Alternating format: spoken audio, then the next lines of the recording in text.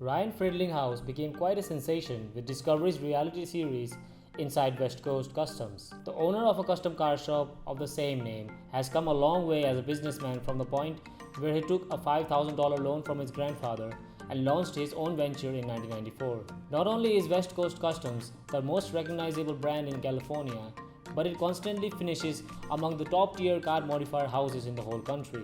Friedlinghause's business fame would also land him a show of his own, Inside West Coast Customs, that successfully remained on TV for 7 years, running from season 1 to 8 on several networks, but mostly on Discovery and Motor Trend. The show was significantly talked about among car lovers for the reason that it included big celebrities like Shaq, Justin Bieber, Post Malone, Travis Scott, the Jonas Brothers, Mark Wahlberg, Kid Rock, Chris Brown, will.i.am, and others. Because of their increasing popularity, Ryan and his crew members also appeared in other similar reality shows, including MTV's Pimp My Ride and Street Customs. Despite the popularity, Friedlinghaus remained somewhat of a double-edged personality throughout his flagship show. While some totally loved him, some just couldn't say one bit nice about him. The fans, nonetheless, loved watching the show until its closure in 2018. In light of the reason that Inside West Coast Custom was popular on air for several years, the show watchers have often wondered, where are the cast now, especially its lead, Ryan Friedlinghaus? Well, here today we shall find out. But before getting into the video, do make sure to subscribe to our YouTube channel, as it will really help us a lot to create this type of content regularly. And hey, don't forget to hit the bell icon to never miss an update. Where and what exactly is Ryan Friedlinghaus doing now? While Ryan is still the CEO of West Coast Customs, operating from his native Orange County, whether he will be back in the reality show business or not is still ambiguous.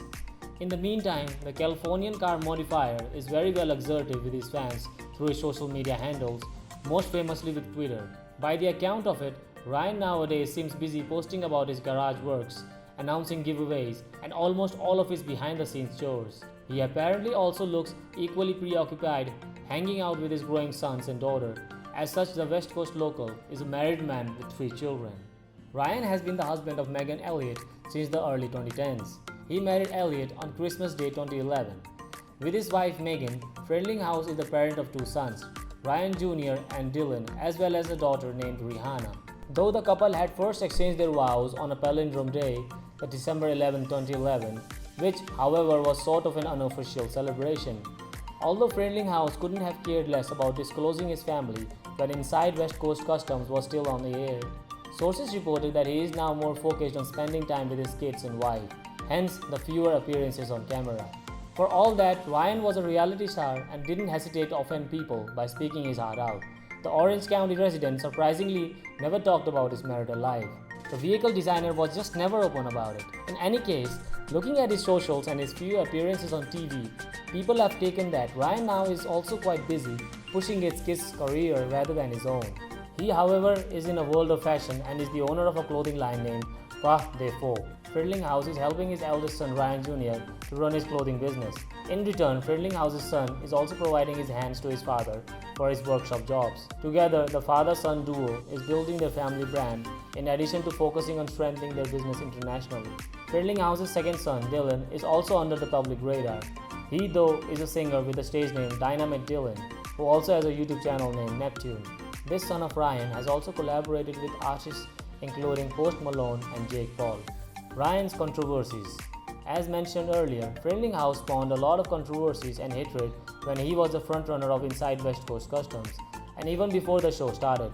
Those who worked with him or knew him referred to him as the man who only had an eye for the money and not the customer value or giving quality output. Although fans have always considered West Coast years of work a successful business, critics have pointed out the drawbacks several times. Despite high production and featuring enticing faces on his show, Ryan's empire has been often slammed for exploiting his workers, not paying them properly, making them work long hours, and solely focused on quantity over quality after effect.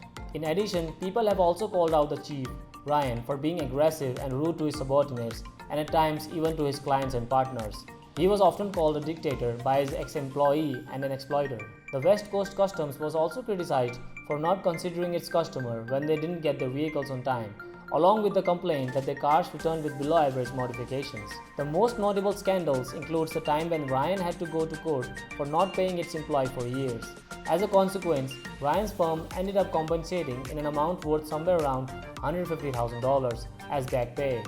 The Californian may have been loathed by many for his way of dealing with people, though Ryan's overnight success and his stature as a multi-million-dollar have also somewhat made people hate him. In any case, one may have a hard time denying the fact that Ryan did an excellent job in building a popular reality series as well as a company worth of legacy. In the number of years Friedlinghaus spent as the lead star of Discovery's show, he apparently has piled up an estimated net worth of $20 million. Ryan's Wiki. Often nicknamed Sandy, Ryan Friedlinghaus was born on 22nd April 1975. What also has been agreed by most people is that Ryan, the only son, has always been a local of LA. However, much like his private life, Ryan has never talked about his paternal details, though as far as the reports suggest, his father was a liquor store owner in Laguna Niguel. Friedlinghaus' father died sometime in April 2004. Ryan often mentions his late father on his social media, be it on his birthdays, anniversaries, or on Father's Day. On the other hand, while his mother is reportedly alive, the four-wheeler restorer again isn't into talking about her, at least not with the media. Well, that is all we have here for you today. Make sure you like the video if you liked it and dislike it if not. Let us know in the comment section below, what do you think about Ryan Friedlinghaus?